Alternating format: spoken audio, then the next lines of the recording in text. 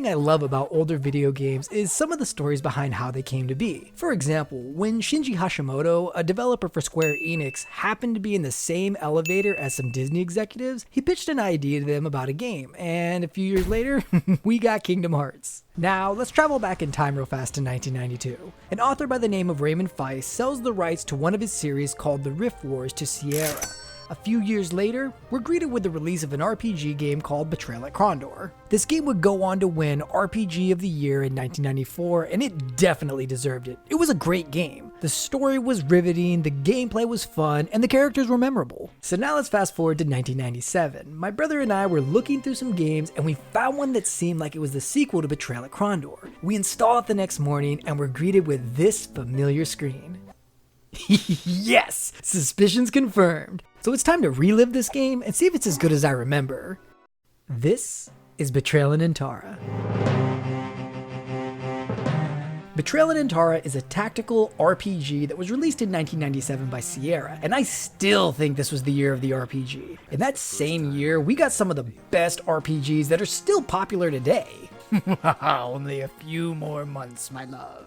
We begin the game with this interesting sequence of two men desperately trying to escape some flying creature that's trying to kill them. One of these men is William, a knight who happens to be the son of a governor. While they're being attacked, a young man named Aaron who's fishing on the shore comes to their aid. He tries to fend off the creature, but in doing so, he accidentally uses magic to kill it, thus saving William's life. Unfortunately, he's too late to save the other man. With his last bit of strength, he gives William a small medallion and says the word consort. Right after this sequence, our two main characters have their first conversation here on the beach, and it's right here where this game is already off to a bad start with me. They use the exact same character model for the two main characters, and there's no excuse as to why they did this.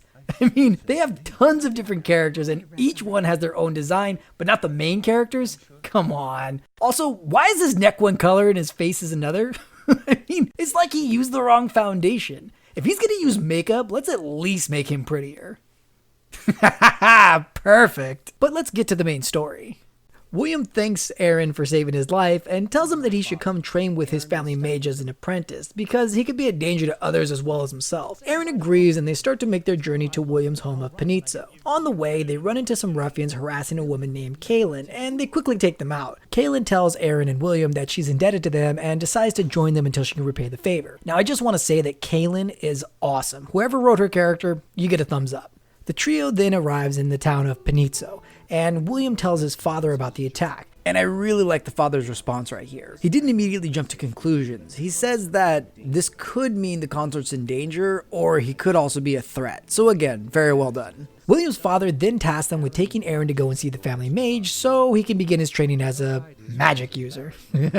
After finding the mage outside the city, he tells us that before we can begin Aaron's training, we first have to go get him some tea. Alright, I have no idea what tea has to do with magic, but we gotta do it, so let's go.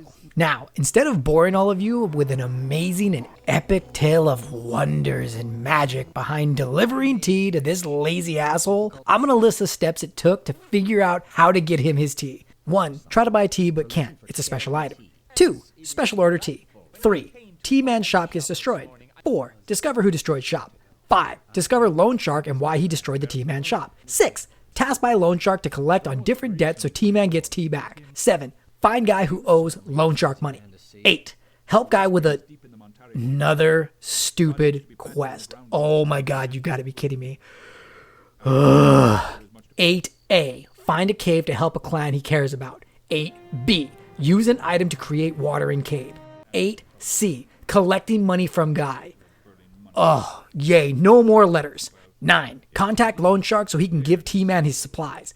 10. Finally get tea. Seriously, why did we have to go through all of this just for tea? Let's go give it to him.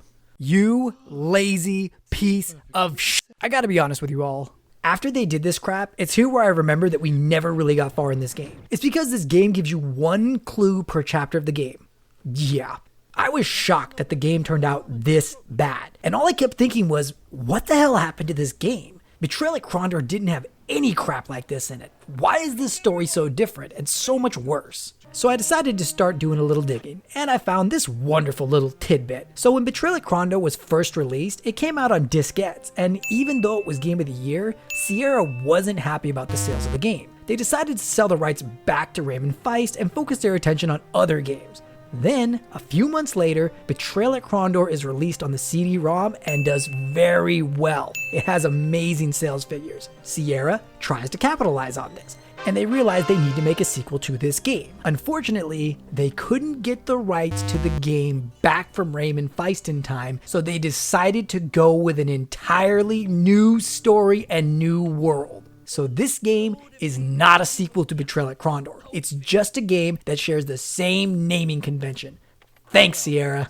At this point, I just want to finish this game as fast as possible, so let's do this. You find out that some mage who you only meet at the end of the game sent that stupid flying creature to kill that guy William was with because he found out that the mage intended to kill the consort.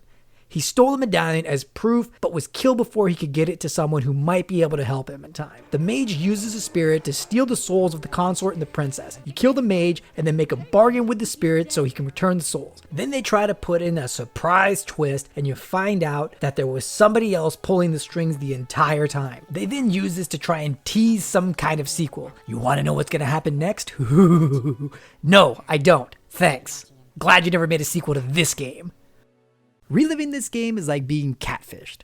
You go in thinking it would be one thing, only to find out that it was lying to you the whole time. Sierra worked real hard to make this game look like it would be an amazing sequel, only for us to later find out that it was all a lie. There are very few games that I don't like, but this one wins. So congratulations, Betrayal and Antara, you've now beaten the Ikari Warrior series. There was just so much wrong with this game. The side quests are ridiculous and boring. The battles were slow and clunky. The game had a ton of glitches. And the only redeeming quality was the voice acting and the music. But trust me, this isn't saying much because they would make these stupid jokes that felt like they were just missing a laugh track. Don't say. What can you do? Make women disappear just by looking at them?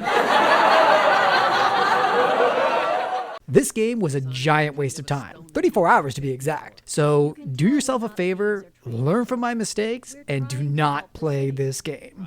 I just wanted to thank everyone for watching DWRelive reviews, and if there's a game that you'd like us to review, please leave it in the comments below. We'll be posting new videos once a week, so click that notification button to get the latest in the series. As always, relive those great moments one game at a time. Until next time.